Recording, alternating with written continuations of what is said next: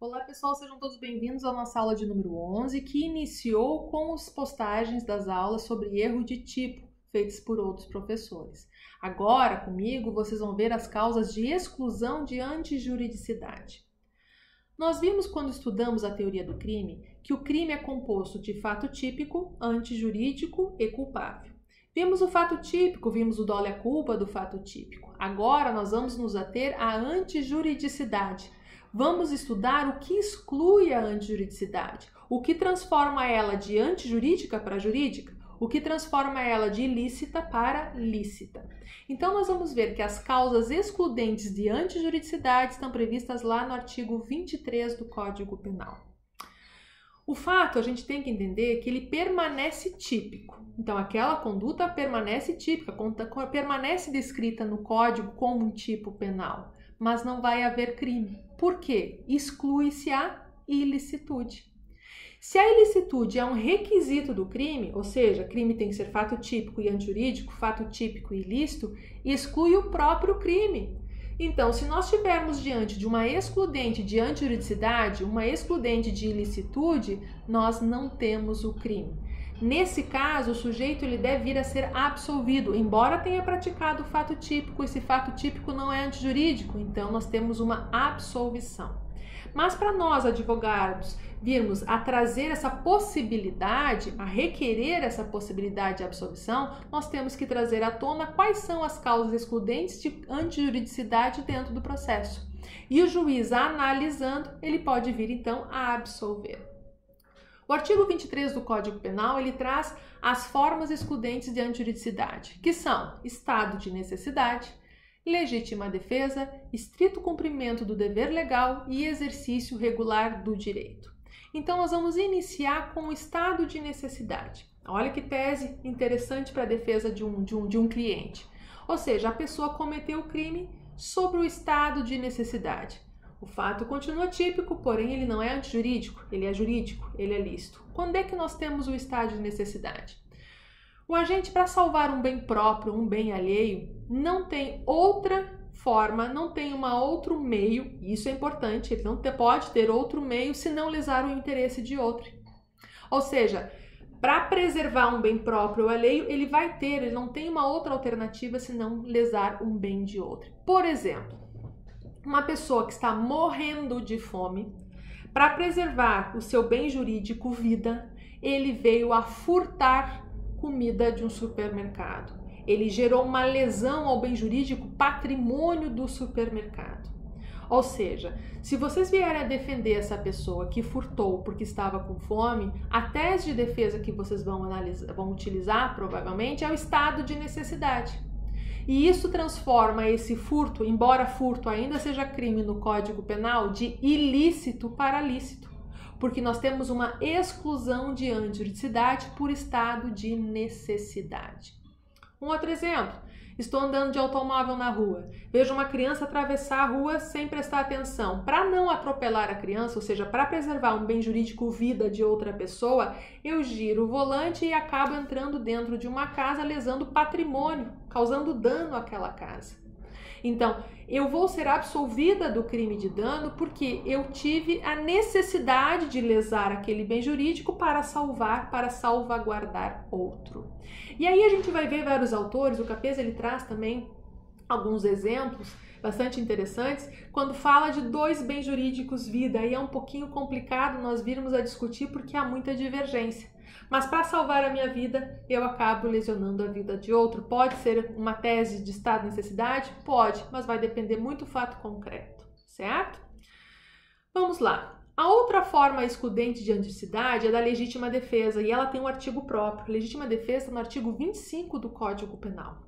Ou seja, se eu me utilizar dos meios moderados, e aí tem que ter todos os requisitos para ser considerado legítima defesa, eu me utilizando dos meios moderados e os meios necessários para repelir injusta agressão atual e iminente, eu tenho o direito de lesar o outro, certo? Então, nós vamos ver, a legítima defesa é quando tem uma agressão atual e iminente, ou seja, não fui eu que provoquei, essa pessoa ela vem me agredir e para eu cessar essa agressão que é atual ou iminente, está prestes a acontecer, eu me utilizar dos meios necessários para cessar, me utilizando deles, eu posso vir a cometer até mesmo um crime de homicídio. O fato continua típico? Continua típico. Mas ele é antijurídico? Não. Se eu provar que a pessoa veio com uma faca para cima de mim, certo? Para me matar, e eu me utilizei dos meios necessários e com os instrumentos que eu tinha à disposição, tinha uma outra faca para cessar aquela agressão atual e iminente, eu vou estar diante de uma legítima defesa. Ou seja, eu serei absolvida, embora o fato seja típico, é uma norma permissiva, me permite que eu faça isso uma vez que eu estou salvaguardando um bem jurídico, certo? Então, a legítima defesa, obviamente, ela acaba tendo uma linha tênue quanto aos meios necessários. O que é um meio necessário? Né? Então, pode ser que eu tenha até uma arma nessa atitude de uma faca, é um meio que eu tenho para me defender e ela pode ser considerada legítima defesa. No entanto, nós temos que lembrar que o excesso sempre é punível, certo? Depois nós vamos ver o terceiro, que é o estrito cumprimento do dever legal, o exercício regular do direito. Eles estão lá no artigo 23, inciso 3 do Código Penal. Então nós vamos perceber esse instituto, essa excludente, quando ocorre um dever imposto, né, pelo direito objetivo, desde que a conduta se enquadre dentro de um exercício ou de um direito. Vamos ver exemplo que fica mais fácil. Do estrito cumprimento do dever legal. Um oficial de justiça, mediante um mandato, vai lá na sua casa e pega o seu bem. É furto? Não, mas ele não está subtraindo coisa alheia móvel? Está subtraindo coisa alheia móvel, mas ele está exercendo o seu dever legal, ou seja, cumprindo um dever legal. Ele precisa, é o trabalho dele, e ele imbuído de um mandato, ele vai vir a pegar esse bem e vai levar então para o Estado, certo?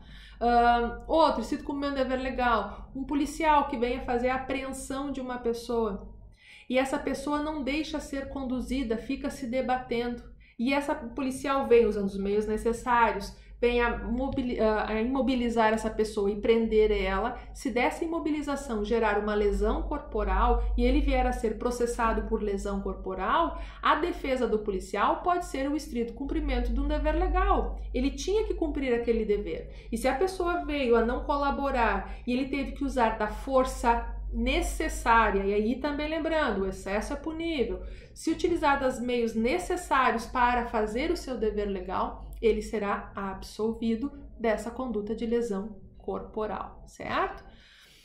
Exercício regular de um direito. Então, por exemplo, existem algumas profissões que têm, por exemplo, é salvaguardada a elas manter o sigilo. Então, um psicólogo, um psiquiatra, um padre em confissão, eles têm o dever de guardar esse sigilo. E se por um acaso essas pessoas forem intimadas para depor num processo e elas se negarem a falar a respeito em função do sigilo profissional, elas não vão responder pelo crime de